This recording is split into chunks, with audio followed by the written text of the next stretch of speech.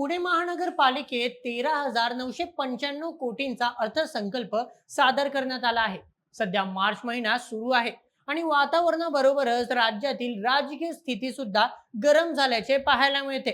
राज्यातील विधानसभेसह विविध महानगरपालिकेमध्ये अर्थसंकल्प सादर केले जात आहे. आता काही प्रमुख महानगरपालिकांमध्येही देखील अर्थसंकल्प सादर झाला आहे. त्यातीलच एक म्हणजे राज्याची सांस्कृतिक राजधानी म्हणवल्या जाणाऱ्या पुणे शहराची महानगरपालिका.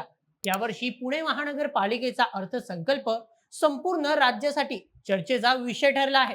तर चला जाणून घेऊया आजच्या व्हिडिओमध्ये पुणे महानगरपालिकेच्या अर्थसंकल्पनाबाबत संपूर्ण माहिती अगदी सविस्तर पद्धतीने आजच्या व्हिडिओमध्ये.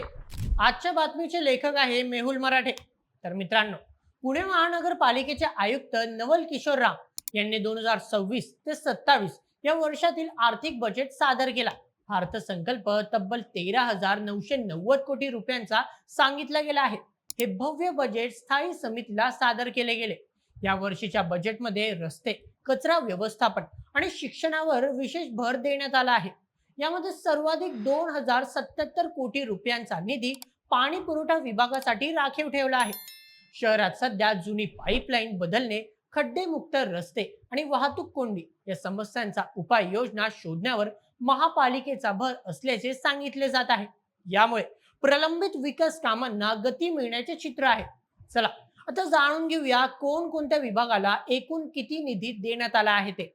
मित्रांनो, पाणी पुरवठा विभागाला 2,700 कोटी, रस्ते विभागाला 1,866 कोटी, घनकचरा व्यवस्थापन 1,390 कोटी, मल निसारण प्रकल्प 1,296 कोटी, वाहतूक नियोजन 740 कोटी, प्राथमिक शिक्षण 979 कोटी, भवन रचना 750 कोटी, विद्युत रचना 265 कोटी, समाज विकास 143 कोटी, उद्यान 205 कोटी, आरोग्य 88 कोटी, नगर रचना नियोजन 64.50 कोटी, पर्यावरण 51 कोटी, माहिती व तंत्रज्ञान 53.73 कोटी, हेरिटेज सेल 28.50 कोटी आणि सांस्कृतिक केंद्र 171.73 कोटी.